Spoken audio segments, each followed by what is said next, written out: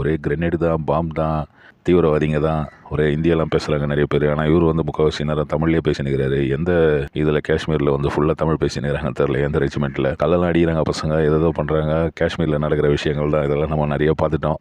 இந்த படம் எப்படி ஓட போகுது தெரியல. பெரிய பட்ஜெட்டில் பண்ணியிருக்காங்க பொழுது. ஜிவி பிரகாஷ் வந்து மியூசிக் பண்ணியிருக்காரு. முகுந்து வரதராஜன் அமரன் வரப்போகுது.